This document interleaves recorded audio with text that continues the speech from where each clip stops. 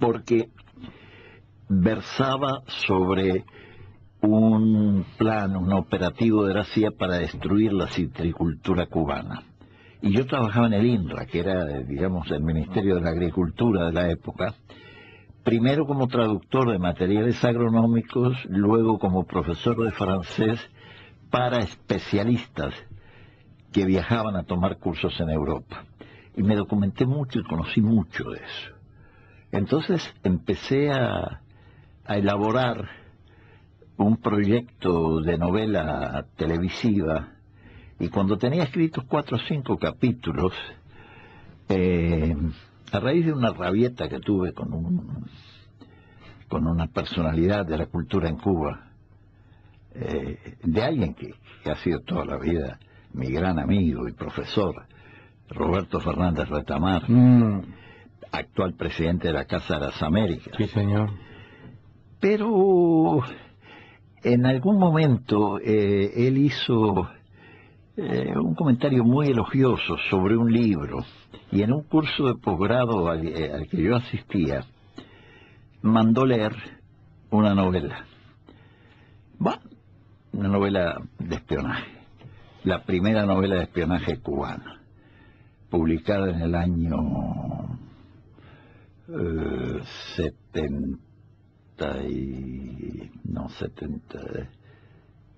principio de los años 70, y no me gustó. Entonces, a los pocos días, yo estoy ahí en la Escuela de Letras, Facultad de Filología, donde yo era profesor, y voy a los baños, estaba orinando ahí, y vino Retamar y se sentó al lado. Se paró a hacer lo mismo que yo. El mejor lugar para un diálogo intelectual. Bueno, mira, en esa contigüidad yo suelo ser muy comunicativo, ¿no? Sí. Entonces le dije, oiga, profe, usted sabe que leí la novela. ¿Y qué le pareció? Me dice, con una voz muy seductora que tiene. Y entonces yo dije, no me gustó. Profesor, yo no me explico cómo usted recomienda eso. Diálogos manidos. Eso no parece escrito por alguien del mundo de las letras. Entonces él me miró así, con cierto distanciamiento despectivo, y me dijo, a ver si usted puede escribir algo mejor. Me dice, bueno, yo salí con una rabieta y decidí convertir eso que estaba escribiendo como novela televisiva en una obra literaria, y escribí Joy, que fue un éxito mundial del campo socialista. Se publicó, no la leíste esa, ¿no? No, lamentablemente no. Ahora, esta fue en el 78. Se publicó en el 78, sí. Me quedo pensando porque lo que tú decías recién, yo antes que tú llegaras contaba de los 2 libros que leí tuyo.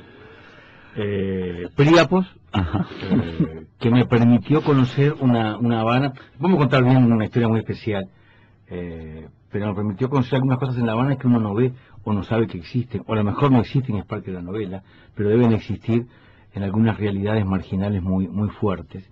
Y la otra, yo decía, únicamente en Cuba se puede hacer un libro así, con esta cabeza, Una pica en Flandes.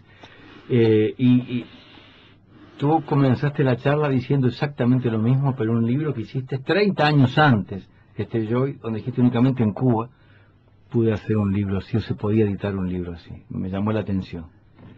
Sí. Sigue siendo igual para algunas cosas. Yo pensé lo mismo. Mirá, en este tiempo, una cabeza para hacer un libro como Una pica en Flandes tiene que haber sido pensado en Cuba. Me pareció como una imagen. Sí. Y tú dijiste lo mismo de este otro, que era otro momento, otro mundo, otra realidad.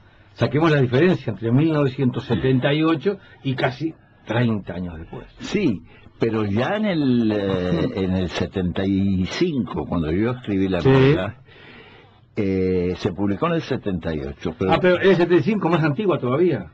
Sí, yo la escribí en el 75, en poco tiempo. La escribí en unos 4 o 5 meses. Y después, por diversas razones, se postergó la edición y salió en el 78.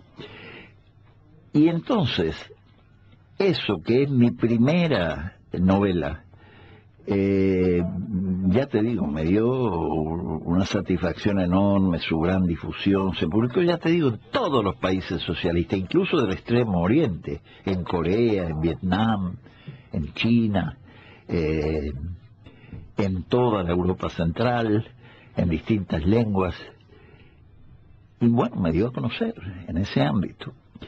Más de 1 millón de ejemplares se publicó. Eso no me hizo rico, por supuesto, porque en Cuba, lamentablemente, para el pago de los derechos de autor, se seguía y se sigue un patrón establecido en la Unión Soviética, donde los derechos de autor no se liquidan en función del número de copias vendidas en librería, sino por el número de páginas. Y eso no se acostumbró a escribir novelas gordas, ¿no? Que como casi todas las mías. No sabía ese detalle. Sí. Conocía ante telones de los músicos la paga y los problemas que hubieron en otro momento en Cuba, pero esto de los libros no lo conocía. Te invito a una breve pausa. Alguien nos planteaba más temprano que te esperáramos con ron y tortas fritas. ¿Es buena esa combinación? Para mí sí.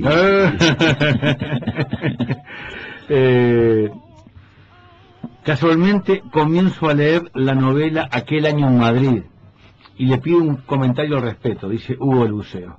Ya le vas a comentar, ha comenzado a leer la novela. Preguntarle para cuándo la segunda parte de La pica en Flandes y te mandan besos. Leí 4 libros de Chavarría y me encanta. Gracias y abrazo, manda Gustavo. Mis respetos y admiración a Chavarría, dice Lilian de Toledo. Daniel, abrazos fantásticos de tu obra, Elena y Cacho. Y que nunca falte, dicen. Qué bueno. Ojo Dindimedio. Ojo Dindimedio, sí. En Museo de San José. No, está como entrecortado. Ojo Dindimedio en Museo de San José, ¿puede ser? Sí. Abrazo de Maragata, Rosana.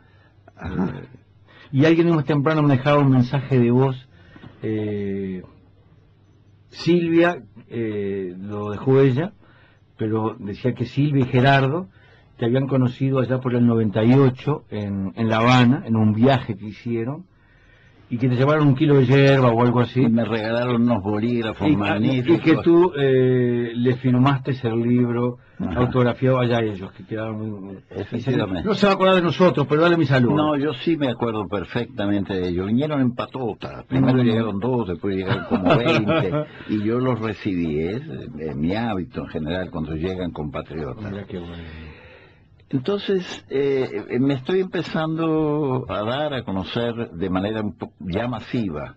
Yo publiqué aquí a principios, en el año 93, con graffiti, se publicó El Ojo Dindimenio se llamaba entonces, pero le he cambiado el nombre, se llama El Ojo de Cibeles.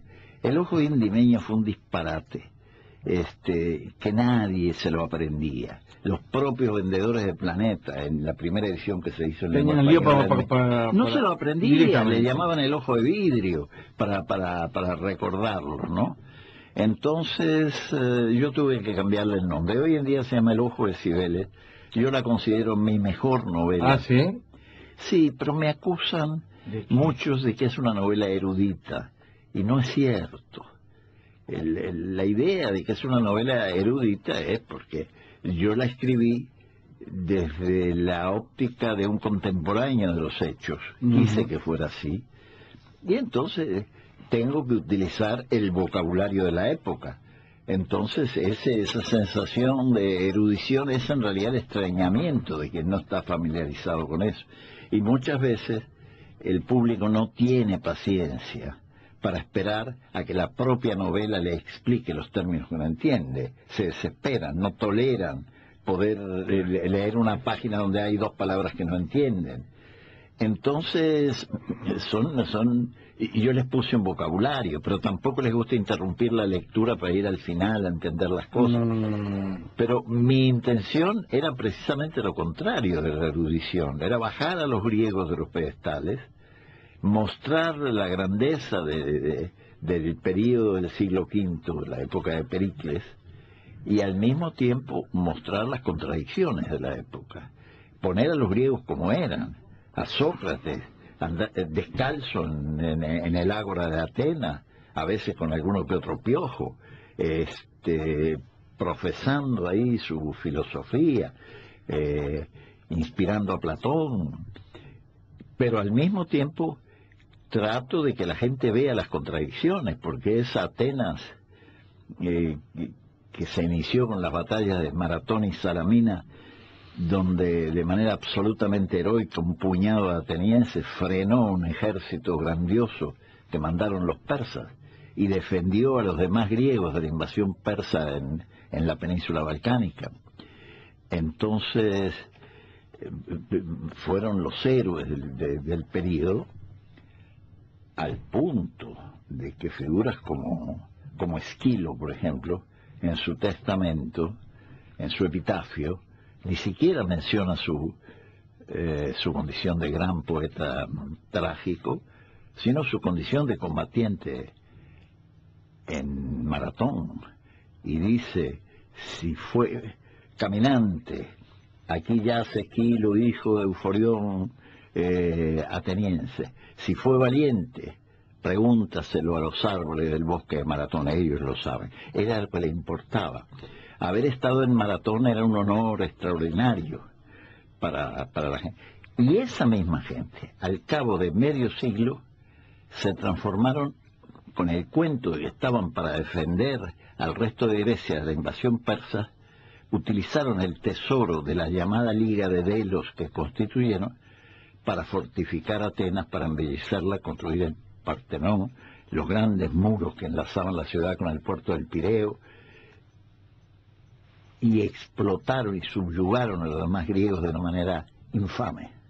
Se convirtieron en algo muy parecido a lo que ocurrió con los Estados Unidos cuando pretenden, con la doctrina Monroe, defender al continente americano de la Santa Alianza, y terminaron haciendo lo mismo que los griegos. Entonces la historia se repite, y es una novela muy ambiciosa.